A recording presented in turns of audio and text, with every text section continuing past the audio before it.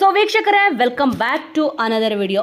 Almost ಈಗ Bigg Boss ಮುಗಿದು ಸ್ವಲ್ಪ ದಿನಗಳಾಗಿದೆ ಅಷ್ಟೇ, ಆದರೆ ಮತ್ತೆ ಈಗ ಬಿಗ್ ಬಾಸ್ದೇ ಹವಾ ಸ್ಟಾರ್ಟ್ ಆಗ್ತದೆ. ಕಳೆದ ವರ್ಷ ಬಿಗ್ ಬಾಸ್ ಸೀಸನ್ 11 ಏನಿತ್ತು, ತುಂಬ ಯಶಸ್ವಿಯಾಗಿ ಇಲ್ಲಿ ನಡ್ಕೊಂಡು ಬಂತು.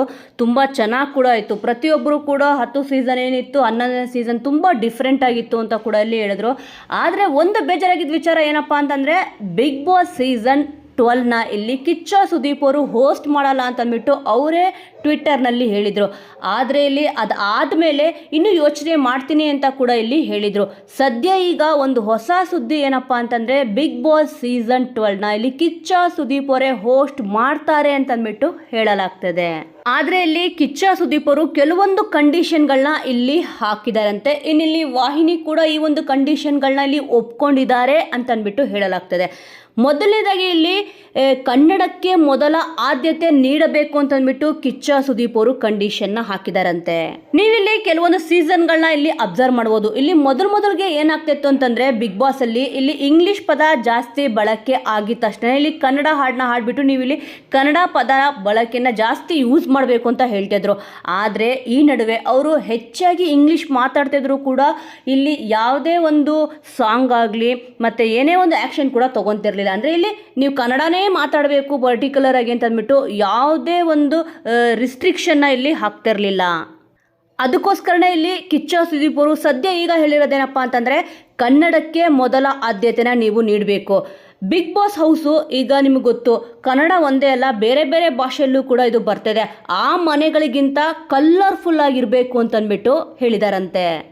ಮತ್ತು ಒಳ್ಳೆ ಲೀಗಲ್ ಟೀಮ್ ಇರಬೇಕು, ಮತ್ತು ಕಾಂಟ್ರವರ್ಸಿ ಮಾಡ್ಕೊಂಡಿರೋ ಕಂಟೆಸ್ಟೆಂಟ್ಗಳನ್ನ ಇಲ್ಲಿ ಅವಾಯ್ಡ್ ಮಾಡಬೇಕು ಅಂತಂದ್ಬಿಟ್ಟು ಹೇಳಿದಾರಂತೆ. ಆಲ್ಮೋಸ್ಟ್ ನೀವು ಕಳೆದ ಸೀಸನ್ಗಳಲ್ಲಿ ಇಲ್ಲಿ ನೋಡ್ತಾ ಬರ್ಬೋದು, ಕಾಂಟ್ರವರ್ಸಿ ಆಗಿರೋ ಕಂಟೆಸ್ಟೆಂಟ್ಗಳೇ ಜಾಸ್ತಿ ಬಿಗ್ ಬಾಸಲ್ಲಿ ಕಾಣಿಸ್ತಾ ಬಂದಿದ್ದಾರೆ.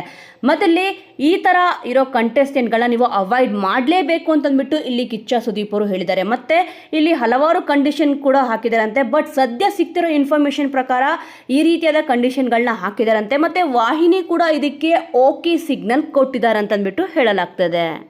ಯಾಕಂತಂದರೆ ಇಲ್ಲಿ ರಿಯಾಲಿಟಿ ಶೋಗಳಲ್ಲಿ ಅತಿ ದೊಡ್ಡ ರಿಯಾಲಿಟಿ ಶೋ ಅಂತಂದ್ರೆ ಇಲ್ಲಿ ಬಿಗ್ ಬಾಸ್ ಶೋ. ಆ ಭಾಷೆಯಲ್ಲಿ ಮತ್ತು ಆ ಜನಗಳನ್ನ ಇಲ್ಲಿ ನೋಡ್ತಾ ಬಂದಿದ್ದಾರೆ. ಬಟ್ ಕನ್ನಡದಲ್ಲಂತೂ ತುಂಬ ಸಿಕ್ಕಾಪಟ್ಟೆ ಈ ಒಂದು ಶೋಗೆ ಫ್ಯಾನ್ಸ್ ಫಾಲೋವರ್ಸ್ ಇದ್ದಾರೆ. ನಿಮಗೆ ಗೊತ್ತಿದೆ, ತುಂಬ ಚೆನ್ನಾಗಿ ಇಲ್ಲಿ ಈ ಒಂದು ಶೋ ನಡೆಸ್ಕೊಂಡು ಬಂದಿದೆ. ಆದರೆ ಕೆಲವೊಂದು ಸೀಸನ್ಗಳಲ್ಲಿ ತುಂಬ ಮಿಸ್ಟೇಕ್ ಕೂಡ ಆಗಿದೆ. ಬಟ್ ಅವಾಗ ಇಲ್ಲಿ ಮಾತಾಡಿರಲ್ಲ. ಬಟ್ ಇಲ್ಲಿ 12ನೇ ಸೀಸನ್ನ ನಡೆಸ್ಕೊಡಲ್ಲ ಅಂತಂದ್ಬಿಟ್ಟು ಕಿಚ್ಚ ಸುದೀಪ್ ಅವರು ಹೇಳಿದರು. ಬಟ್ ಈಗ ನಡೆಸ್ಕೊಡ್ಬಹುದು ಅಂತಂದ್ಬಿಟ್ಟು ಇಲ್ಲಿ ಹೇಳಲಾಗ್ತದೆ. ಮತ್ತು ಇಲ್ಲಿ ಹಲವಾರು ಕಂಡೀಷನ್ ಕೂಡ ಇಲ್ಲಿ ಹಾಕಲಾಗ್ತದೆ ಅಂತೆ. ಸೊ ವೀಕ್ಷಕರೇ, ಈಗ ಜುಲೈನಲ್ಲಿ ಯಾರು ಹೋಸ್ಟ್ ಮಾಡ್ತಾರೆ ಅಂತ ಅಂದ್ಬಿಟ್ಟು ವಾಹಿನಿಯವರು ಅಧಿಕೃತವಾಗಿ ಇಲ್ಲಿ ಹೇಳ್ತಾ ಇದ್ದಾರೆ. ಇತ್ತೀಚೆಗೆ ನೀವು ಕಲರ್ಸ್ ಕನ್ನಡ ವಾಹಿನಿನ ಇಲ್ಲಿ ನೋಡ್ತಿದ್ರೆ ನಿಮಗೂ ಕೂಡ ಗೊತ್ತಾಗುತ್ತೆ. ಇಲ್ಲಿ ಬಿಗ್ ಬಾಸ್ ಮುಗ್ದಿದ ತಕ್ಷಣ boys versus girls reality show ಹೊಸದಾಗಿ ಹೊಸ ಸೀಸನ್ ಆರಂಭ ಆಯಿತು. ಅದು ಕೂಡ ಬೇಗನೆ ಮುಕ್ತಾಯಗೊಳ್ತು. ಮತ್ತು ಮಜಾ ಟಾಕಿ ಸೀಸನ್ 2 ಕೂಡ ಆರಂಭ ಆಯಿತು. ಅದು ಕೂಡ ಇಲ್ಲಿ ಮುಕ್ತಾಯ ಆಯಿತು. ನಿಜವಾಗ್ಲೂ ಕೂಡ ಕಲರ್ಸ್ ಕನ್ನಡ ವಾಹಿನಿಯಲ್ಲಿ ಅಷ್ಟೊಂದು ಒಂದು ಯಶಸ್ಸು ತಂದುಕೊಟ್ಟ ಪ್ರೋಗ್ರಾಮು ಸದ್ಯಕ್ಕೆ ಈಗ ಇಲ್ಲ ಅಂತಲೇ ಹೇಳ್ಬೋದು. ಈಗೇನಾದರೂ ಬಿಗ್ ಬಾಸ್ ಸೀಸನ್ 12ನ ಇಲ್ಲಿ ಕಿಚ್ಚ ಸುದೀಪ್ ಅವರು ಹೋಸ್ಟ್ ಮಾಡಲಿಲ್ಲ ಅಂತ ಅಂದರೆ ಒಂದು ದೊಡ್ಡ ಹೊಡೆತ ಬೀಳೋದಂತೂ ಕಲರ್ಸ್ ಕನ್ನಡ ವಾಹಿನಿಗೆ ಕಟ್ಟಿಟ್ಟ ಬುತ್ತಿ ಕೂಡ ಆಗಿದೆ. ಸೊ ವೀಕ್ಷಕರೇ, ಸದ್ಯ ಈಗ ಬಿಗ್ ಬಾಸ್ ಸೀಸನ್ 12ನ ಕಿಚ್ಚ ಸುದೀಪ್ ಅವರೇ ಹೋಸ್ಟ್ ಮಾಡಬಹುದು ಅಂತಂದ್ಬಿಟ್ಟು ಸುದ್ದಿ ಹರಿದಾಡ್ತಿದೆ. ಇದು ಎಷ್ಟು ನಿಜಾನೋ ಸುಳ್ಳು ಅಂತ ಗೊತ್ತಿಲ್ಲ. ಆದರೆ ಇಲ್ಲಿ ಕಿಚ್ಚ ಸುದೀಪ್ ಅವರು ನಡೆಸ್ಕೊಡ್ತಾರಾ ಅಥವಾ ನಡೆಸ್ಕೊಡಲ್ವಾ ಅಂತಂದ್ಬಿಟ್ಟು ಕಾದು ನೋಡಬೇಕಿದೆ. ಸೊ ವೀಕ್ಷಕರೇ, ಈ ಒಂದು ವಿಚಾರದ ಬಗ್ಗೆ ನಿಮ್ಮ ಅನಿಸಿಕೆ ಏನಿದೆ? ಬಿಗ್ ಬಾಸ್ ಕನ್ನಡ ಸೀಸನ್ 12ನ ಇಲ್ಲಿ ಕಿಚ್ಚ ಸುದೀಪ್ ಅವರೇ ನಡೆಸ್ಕೊಡ್ಬೇಕಾ ಅಥವಾ ಬೇರೆ ಯಾರಾದರೂ ನಡೆಸ್ಕೊಟ್ರೆ ಚೆನ್ನಾಗಿರುತ್ತಾ ಅನ್ನೋದ್ರ ಬಗ್ಗೆ ನಿಮ್ಮ ಅನಿಸಿಕೆ, ಅಭಿಪ್ರಾಯ ಏನಿದೆ ಅನ್ನೋದನ್ನು ಮಿಸ್ ಮಾಡದೆ ಕಮೆಂಟ್ ಮೂಲಕ ತಿಳಿಸಿ. ಮುಂದಿನ ವಿಡಿಯೋದೊಂದಿಗೆ ಮತ್ತೆ ಸಿಗೋಣ.